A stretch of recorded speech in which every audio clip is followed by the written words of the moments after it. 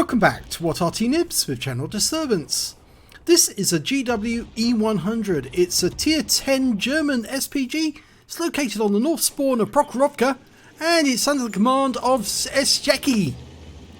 Well, the game started and it's a top tier game, obviously, tier 10. And alongside sjekky is a GW Tiger, Geschutzwagen Tiger. And he's just knocked a tree over, which sort of like says to anyone, I'm here, shoot me. I wouldn't really want to be alongside that tiger, not during this battle. And as I have said many times before, I've said, if you have two Arty firing in the same position, what will actually happen is you'll get two tracers, and it's much easier to spot them, and that means it's more likely you will be counter-batteried. So it's a really good idea to move a little further away, so you're not spotted. And that looks to be a good position. Okay, and he's now aiming for the other end of the map. Now it's a 21 centimeter Morse howitzer capable of 1100 alpha and penetrating 53 millimeters of armor. It also has a pretty quick reload, 31.51 seconds. Now you may say, well, that's a long time. It's not when it's compared to the T92 HMC, and his first shot gets 360 hit points of damage on an IS-3, and he's relocated to avoid a counter battery. Oh no, don't drive back into the same spot. If you do, they will counter battery you because they will see where you are. Okay, well, he's set up again and now he's looking for his next victim. Well, the first enemy tank's been killed. It's an M46 pattern. And he's reloaded almost straight away. Fires a shot in with a rather big reticule there. And I doubt that that would have done any damage. Now, one of the good things about the GW-E100 is it has 30 rounds of ammunition. Which means you've got plenty of shells to fire. And normally, you get a very limited number of shells when you get to the top guns and top tiers.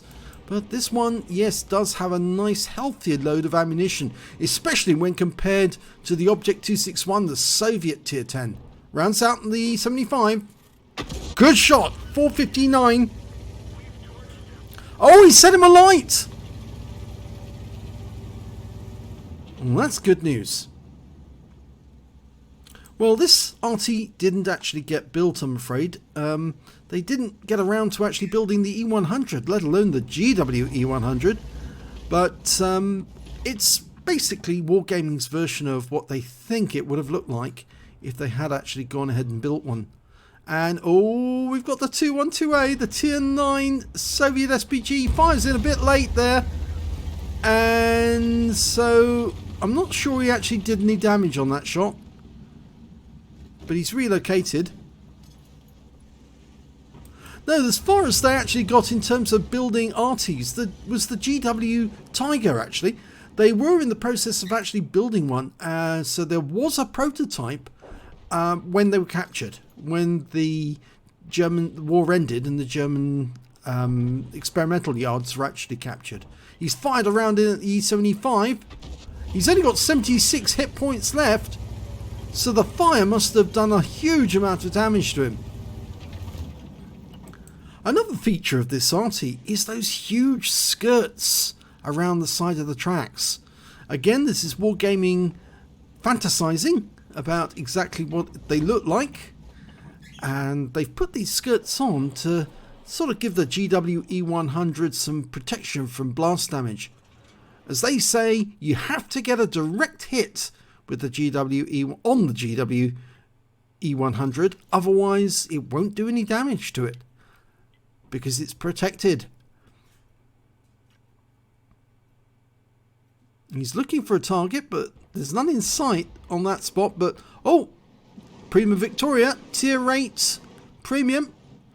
Oh, big reticule bloom there, trying to get it in again. Okay, that looks good. Direct hit, 477, a nice strike there.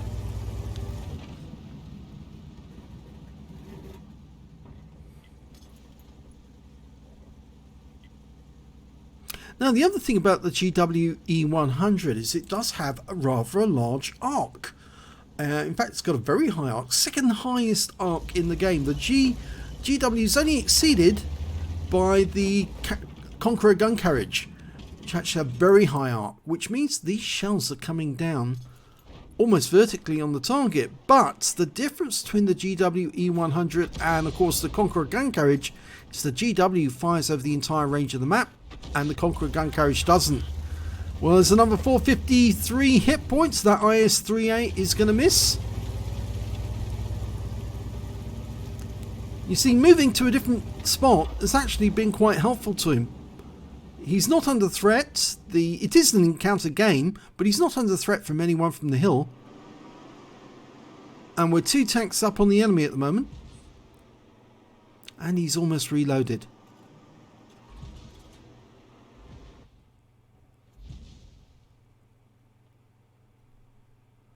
Our guys have moved so far south now that they are actually near the enemy spawn point. And, oh, well, we've got the EBR-90 has come into sight and he's near those bushes. Although the problem is that the EBR is so quick that it would be very difficult to lay the shell down accurately, especially when it's a long flight time for the shell. It's about coming up to 3 seconds for the shell to get there. So you have to work out exactly where you think he's going to be. Well, the EBR just stopped when he got when he's twisted around, and now will be a good time to put a shell on him. Rounds out. Well, not sure if that did any splash. I should say that the burst radius is 12 meters. That's huge, absolutely huge. So there's a very good chance that he would actually do splash damage. And now the EBR is actually spotting our Batchat and our Leopard 1 to try and keep them in place. We can actually put a round in accurately and do some damage to him. We're just waiting for the load to go in. Okay, rounds out. He pulls back, and do we do any damage? Well, doesn't appear so. Oh, but he's been killed, so he's out the game. Now, we have got somebody camping at the moment. It's the SU-130PM. And, well, the enemy is now attempting to make their way into, or get some shots on him. And the IS-3A, well, he's been signalled as a target by the Carnarvon Action 10. So we might be putting a round down range on him. Rounds out. Direct hit wipes him out. So I think we've actually, well, sjekky's claimed all of the hit points of that IS-3A. Okay. Now, what have we still got remaining? Well, there's 6 enemy tanks out there. A 60 TP, a Batchat 25, an Object 907, a T92, an Object 704 and a Borsig. So there's still plenty of enemy out there, a lot of them down in the southwest corner. Now the enemy just lost a Batchat, we just lost a Leopard. And there's the Object 907 up near the centre line. It'd be really helpful if we could put a round near him. Checking. That looks good. Yep, it was good. Only 146, but 3 critical hits. And sometimes critical hits can make a huge bit of difference. And of course he's stunned. And whilst he's stunned, he's slow. He's an easy victim. And looks like he's being absolutely hammered. And I wouldn't be surprised to see him taken out the game very shortly. He wasn't killed off, but we might be able to put a round near him to actually do the rest. In the meantime, sjekky's having a quick look back at the back of the southwest corner of the map. He's fired a speculative shot in. Oh, he knocked a tree over there. Now, knocking a tree over does sometimes help actually to move away from the tree. Otherwise they might believe that that's exactly where you are. Okay, 907 is in sight. I must tell him how to zoom in on a target straight away using the control button and the right hand mouse key on the minimap. Oh, he got him! 907's gone. That's excellent news. So only 4 enemies remaining. And he's getting closer and closer to the center line, which will reduce his reaction time as well. Because after all, in the latter stages of a game, it helps to quickly react the moment an enemy target's in sight. Okay, it's loaded. Still no sign, and our guys are starting to move south.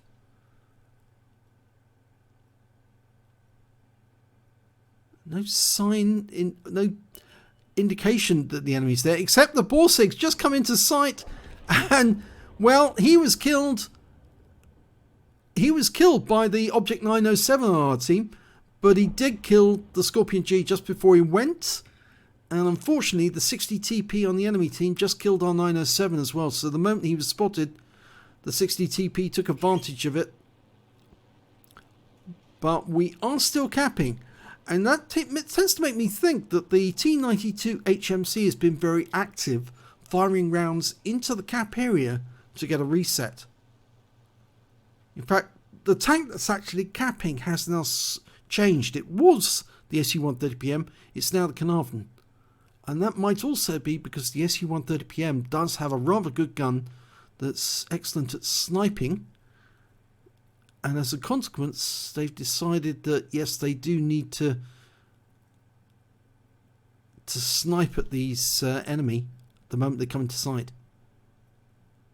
GW Tigers joined us on the east side of the map, and it would be a good idea for both Arty to move closer to the cap so that they can either take over from the Carnarvon or pop in there to speed the cap up, which will force the enemy to move quicker, and that might make them make a mistake. Okay, we've got another target, Object 704. He's making his move forwards, rounds out. This looks very good. It is 414. He just walked into the shell. That's the sign that you've got it together. Oh, and he was taken out by the Progetto.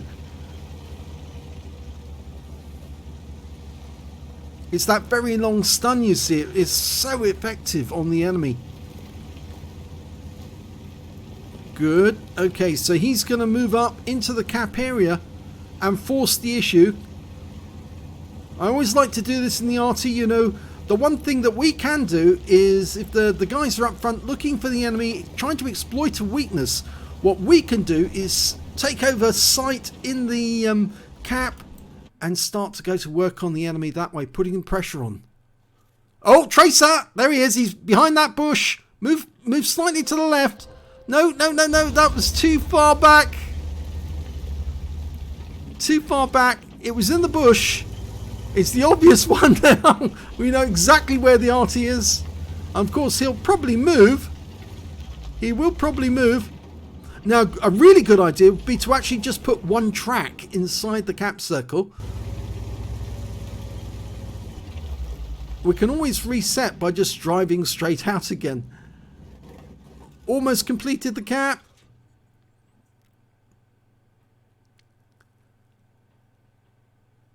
Wrong bush, that's the bush. And he's not going to fire. Oh, but did he reset? No, he didn't reset in time. It is a victory by base capture. Let's have a look at the end of battle stats. Well, it's the third class tanker for sjekky in the GW-E100. He did get a bruiser medal for getting at least 5 critical hits. He got 17 in that one. He also picked up a Gore's medal for doing more damage than 10 times the hit points of his own vehicle, a high caliber for dealing the most damage in the battle, and also a Confederate medal for hitting more of the enemy than anyone else on his team. And his win rate for the game was 5,389, which is Super Unicum standard. So let's have a look at team score. Top of the table, 4,806 hit points of damage. The next highest scorer was the Object 907 on the enemy team with 3,522. And after that, it was their T92 HMC, got 2,555. So he was very active. How many shots did he fire? only 15 rounds, but he certainly did get a lot of damage for those 15 rounds, even though he didn't actually kill anyone.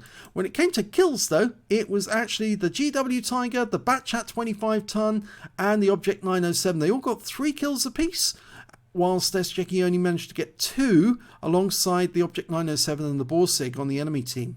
And when it came to base XP, it was actually the GW Tiger who did the best. He was tier 9 in a tier 10 game. He got 853 base experience points, 809 for the Carnarvon Action 10, 781 for the Batchat 25 ton, and then we've got sjekky with 744, even though he got the highest damage. He fired 15 rounds in that game, got 5 direct hits but no penetrations and 12 splash. Damage of 4,806 hit points, all of it at more than 300 meters. He damaged 8 of the enemy, killed 2, and did 342 hit points of stun assist off 10 stuns. On a premium count, he actually earned 65,906 credits for the game, got 50,000 credits from NVIDIA Vici, and that total came to 115,906. And after resupply of ammunition and consumables, he still had a massive profit of 64,706 credits.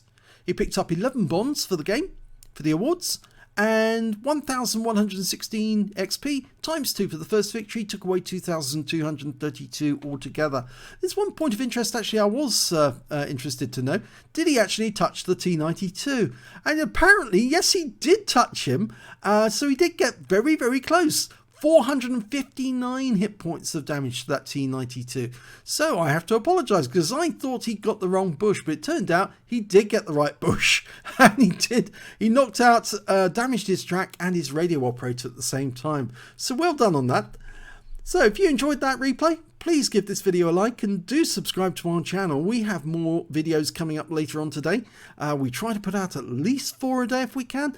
There'll be a mixture of Arty and tanks, so you will get a selection. And thank you for watching.